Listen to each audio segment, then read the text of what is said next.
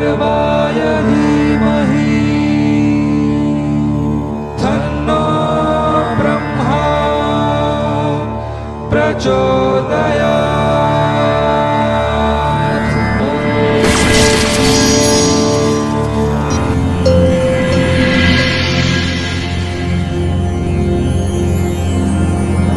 হে ব্রহ্মপুত্র, তোমার সাধনায় আমি তুষ্ট। বলো, কি হেতু এই কঠিন তপ? প্রণাম ব্রহ্মদেব। ত্রিকালজ্ঞ আপনি। অমরত্ব লাভের হেতুই যে আমার এই কঠিন তপ, তা তো আপনার অজানা নয়।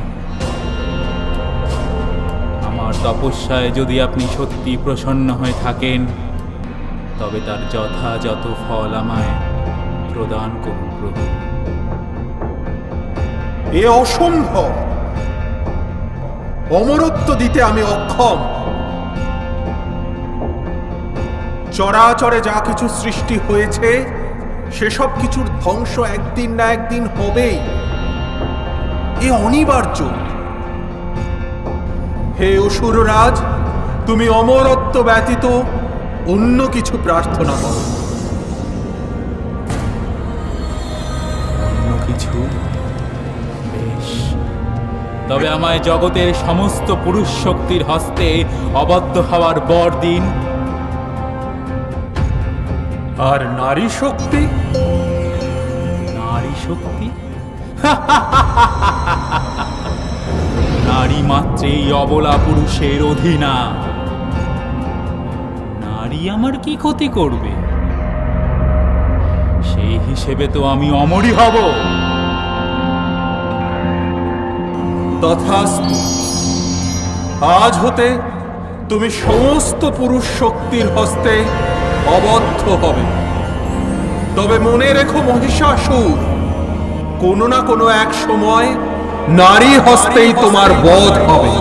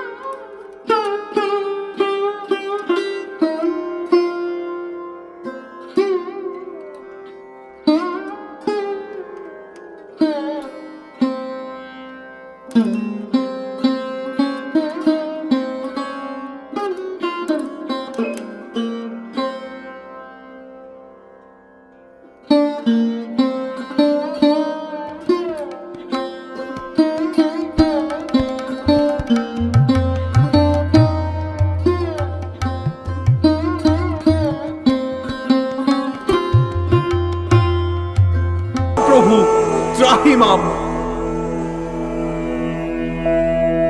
মহিষাসুরের তাণ্ডবে ত্রিভুবন আজ রসাতলে।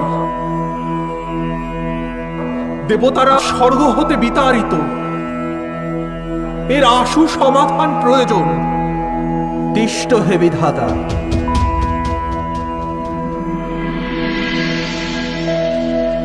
মহিষাসুরের বিনাশকাল নিকটে।